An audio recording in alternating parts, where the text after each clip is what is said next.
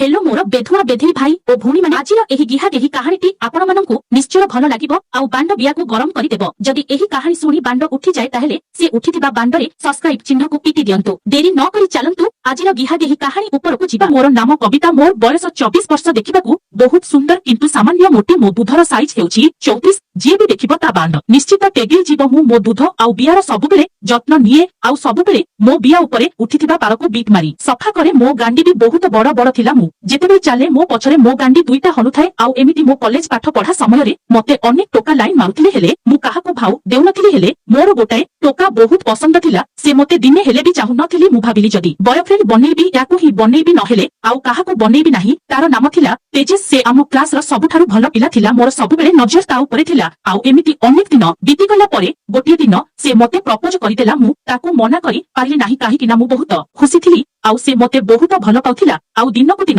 आम संपर्क अधिक गंभीर हेबाकु लागिला। आउ एमिति दिने से मते ता सहित गोटिए होटल को नै मुबिया आउ गांडी रे निर्खात गेहिथिला। आउ मते पूरा शांति करि देइथिला। आउ तार मोर पाय समय गिह गेही हेलु हेले जेतेबेले पाठ पढ़ा सरीगला मोर ता सहित देखा करिबा बहुत कम होइगला। आउ गिह गेही बहुत कमिगला। ठीक सेतिकी बेले आम घरकु मो पई बाहाघर प्रस्ताव आसीगला। आउ पुओ घर बहुत भल थिबारु मोर बाहाघर सेठारे करिबाकु निष्पत्ति नेले। हेले मु बिचरा काहाकु किछि कहि पारिली नाही। बापा मांको कथारे राजी होइगली। आउ आम घर लोक मोर सेठारे बाहाघर करिदेले। किंतु एसबु घटना को नहीं मोर बॉयफ्रेंड भारी दुखित थिला। आउ मो मन भी भल लागुनथिला। मोर बाहाघर बहुत धूमधामरे सरिला। आउ मोर चौथी राती पई मो मनरे टिके खुशी थिला। मु भाबिथिली मु तो जेउठी हेले गिहा खाइबी एठी खाइले भी किछि असुविधा नाही। हेले मो चौथी राती रे मो स्वामी मते जेतेबेले पूरा गरम करी पूरा नंगड़ा करिदेले आउ से निजे नंगड़ा होइगले। तांको बांड देखि मो मन पूरा खराब होइगला। काहेकि ना तांको बांड बहुत छोट थिला। आउ तापरे से मो बियारे तांको बांड पुरेले। हेले मो बियारे गोटाए आंगुली पसिला परी लागिला। तांको बांड पूरा छोट। मो बिया दुआर मुहम पाखरे तांको बांड मुंडी रहुथिला। आउ से मोते गेहिले मो बियारे बिरचो पकाइले। हेले मोते मजा आसिला नाही काहेकि ना से मात्र 5 मिनिट मोते गेहिले। आउ तारी भितरे से ठंडा पड़ीगले। मु तांको आउ थरे गरम करिबाकू चेष्टा कली। हेले सिए आउ मोते गेहिले नाही। मो मन भरी दुख हैला। आउ मनरे भाबिली मोते एमिति स्वामी मिलिबो बोली मोर जमा आशा नथिला। आउ मोते टिके भी शांति करिबारु नहन कि मोते गरम करी निजे ठंडा पड़ीगले। आउ तापरे मु बहुत रागी गली। आउ तांको मुहम उपरे मो बियाकू थोइली। आउ तांको पाटी पाखरे मो बियाकू थोइ खसिबाकू लागिली। आउ से मो बियाकू जिभरे सलाउथिले। आउ मु मो निज दूधकू चिपी मो बियार गरम पानी सब तांको मुहरे अजाड़ी देली। आउ तापरे तांको भांडकू पाटीरे पुरेई सोइली। मोते जमा भी भल लागिला नाही। तांकर मोर बहुत दिन गिह गेही हेलु हेले से मोते दिने भी शांति करि पारिले नाही। तापरे एमिति दिने मो सासु घरे केही नथिले। समस्ते गोटिए जागा को बुलिबाकू जाइथिले। खाली मोते छाड़ी कि सेमाने बहुत लेट आसीबे माने राती होई जिवो। मु भाबिली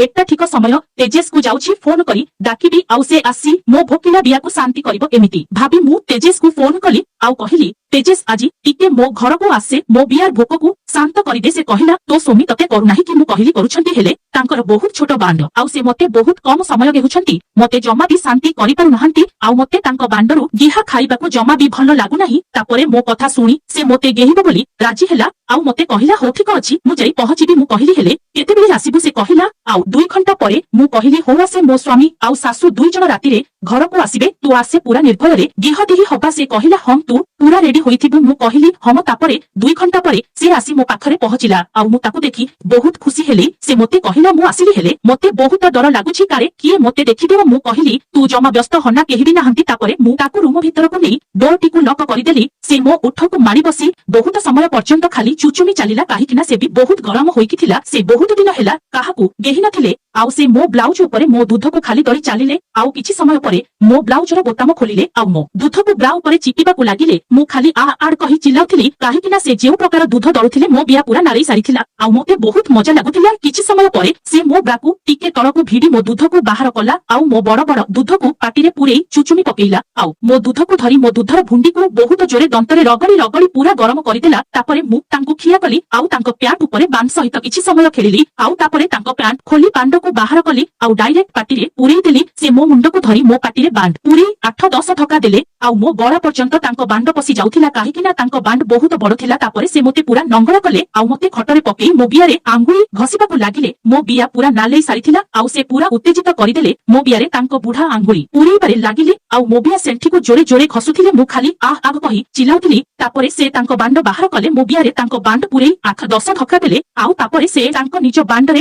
कंडम लगाइले। से मोते आगरु ठीक एमिति कंडम लगेई गेहुथिले। आउ तापरे से मो गोटिए गोड़ को टिके मेलेई मो बियारे बांड ପୁରେଇ ମୋ ଦୁଧକୁ ଧରି ଖାଲି ଜୋରେ ଜୋରେ ଗେହି ଚାଲିଲେ ଆଉ ମତେ ବହୁତ ମଜା ଲାଗୁଥିଲା। ମୁଁ ଖାଲି ଆହ ଆଗ ଓହୋ ଓ କାଟୁଛି ଏମିତି କହି ଚିଲାଉଥିଲି। ସେ ମତେ ସେ ପୋଜରେ ବହୁତ ସମୟ ଗେହବା ପରେ ମତେ ଖଟକୁ ଧରି ମୁଆଇ ଦେଲେ। ପଛପଟୁ ପୁଣି ମୋ ବିଆରେ ବାଣ୍ଡ ପୁରେଇ ଗେହିବାରେ ଲାଗିଲେ ଆଉ ପଛପଟକୁ ମୋ ଦୁଧକୁ ଭିଡି ଧରି ଗେହୁଥିଲେ। ସେ ଗେହିବାର ଗତି ବଢେଇ ଦେଲେ ଆଉ ମୋ ବିଆରୁ ଗରମ ପାଣି ନିଗିଡି ଗଲା ଆଉ ମୋ ଜଙ୍ଘ ପୁରା ମୋ ବିଆ ରସରେ ଉଦା ହୋଇଗଲା। ମତେ ଶାନ୍ତି ଲାଗିଲା। ସେ ମତେ ସେମିତି ପ୍ରାୟ ଅଧା ଘଣ୍ଟା ପର୍ଯ୍ୟନ୍ତ ଗେହିଲା ଆଉ ତାପରେ ସେ ଥଣ୍ଡା ପଡିଲା ଆଉ ମୋ ଦୁଧକୁ ପାଟିରେ ପୁରେଇ ମତେ ମାଡି ବସି କିଛି ସମୟ ଶୋଇଲା ଆଉ ଗୋଟିଏ ଜରିରେ ସେ କଣ୍ଡମଟିକୁ କାଢି ପୁରାଇଲା ଆଉ ନିଜ ପ୍ୟାଣ୍ଟକୁ ପିନ୍ଧି ପ୍ୟାଣ୍ଟ ପାକେଟରେ ସେ ଜରି ରଖିଲା ଆଉ ମୁଁ ସେମିତି ନଙ୍ଗଳା ହୋଇ ଖଟରେ ପଡି ରହିଥିଲି। ସେ ମୋ ବିଆକୁ ଗୋଟିଏ ଚୁମା ଦେଇ କହିଲା ଯେତେବେଳେ ସୁଯୋଗ ମିଳିବ ମତେ ଡାକିବ। ମୁଁ କହିଲି ହଁ। ସେ ମତେ ଏମିତି ଗେହିଲା ମୋ ବିଆ ପୁରା ପେନ୍ ହେଉଥିଲା ଆଉ ମୋ ବିଆରେ ସାବୁନ ମାରି ସଫା କଲି ଆଉ ମୋ ଲୁଗାପଟା ପିନ୍ଧିଲି ଆଉ ଏ ବିଷୟରେ କେହି ଜାଣି ନଥିଲେ ଆଉ ଏମିତି ଭାବରେ ସମୟ ମିଳିଲେ ମୋ ବଡ ଫ୍ରେଣ୍ଡ ମତେ ଗେହୁଥିଲେ। ତେବେ ସାଙ୍ଗମାନେ ମୋର ରହି ଗିହା କାହାଣୀ କେମିତି ଲାଗିଲା କମେଣ୍ଟ କରି ଜଣାଇବେ